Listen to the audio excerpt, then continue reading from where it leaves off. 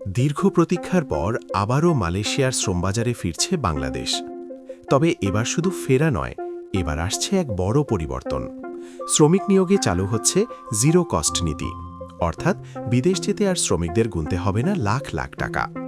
বৃহস্পতিবার মালয়েশিয়ার প্রশাসনিক রাজধানী পুত্রজায়ায় বাংলাদেশ ও মালয়েশিয়ার মধ্যে অনুষ্ঠিত হয় গুরুত্বপূর্ণ দ্বিপাক্ষিক বৈঠক।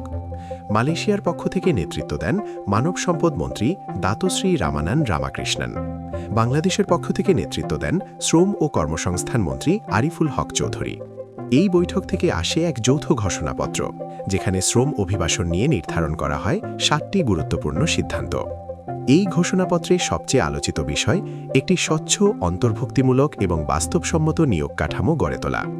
উভয় দেশই প্রতিশ্রুতি দিয়েছে শ্রমিক পাঠানোর ক্ষেত্রে সব ধরনের বাধা দূর করে নিরাপদ, সুশৃঙ্খল ও নিয়মিত অভিবাসন নিশ্চিত করা হবে। সবচেয়ে বড় সুখবর, মালয়েশিয়ার শ্রমবাজার ফাবা খুলছে বাংলাদেশি কর্মীদের জন্য।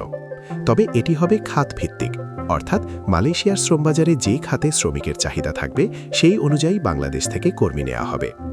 দীর্ঘদিন ধরে একটি বড় অভিযোগ ছিল দালাল সিন্ডিকেট ও অতিরিক্ত অভিবাসন খরচ। এই সমস্যার সমাধানে উভয় দেশ একমত হয়েছে মধ্যস্থতাকারীদের দৌরাত্ম্য কমানো হবে, শুধু অনুমোদিত ও বিশ্বস্ত রিক্রুটিং এজেন্সির মাধ্যমেই শ্রমিক পাঠানো হবে। এছাড়া যারা ইতিমধ্যে আটকে পড়েছেন তাদের নিয়োগ প্রক্রিয়াও দ্রুত সম্পন্ন করা হবে। সবচেয়ে যুগান্তকারী সিদ্ধান্ত, ডিজিটাল ও এআই ভিত্তিক নিয়োগ ব্যবস্থা চালু করা। এই প্ল্যাটফর্মের মাধ্যমে দালালের ভূমিকা কমবে, স্বচ্ছতা বাড়বে আর নিয়োগ প্রক্রিয়া হবে সম্পূর্ণ ডিজিটাল। এখানেই আসছে জিরো কস্ট নীতি। আন্তর্জাতিক শ্রম সংস্থার নির্দেশনা অনুযায়ী এখন থেকে নিয়োগের পুরো খরচ বহন করবে নিয়োগকর্তা, অর্থাৎ বাংলাদেশি শ্রমিকদের আর বিদেশ যেতে টাকা খরচ করতে হবে না।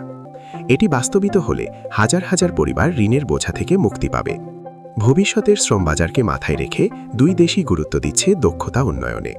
প্রশিক্ষণ, সনদ প্রদান এবং তথ্য আদান প্রদানের মাধ্যমে বাংলাদেশি শ্রমিকদের আরও দক্ষ করে তুলতে কাজ করা হবে। একসময় মালয়েশিয়ায় যেতে বাংলাদেশি শ্রমিকদের দিতে হতো লাখ লাখ টাকা। অনেকে জমি বিক্রি করেছেন, অনেকে ঋণের বোঝা বইছেন আজও। কিন্তু জিরো কস্ট নীতি যদি বাস্তবিত হয়, তবে বদলে যেতে পারে সেই বাস্তবতা। বাংলাদেশের শ্রমবাজারে আসতে পারে নতুন দিগন্ত। এখন দেখার বিষয়, এই প্রতিশ্রুতি কত দ্রুত বাস্তবে রূপ নেয়।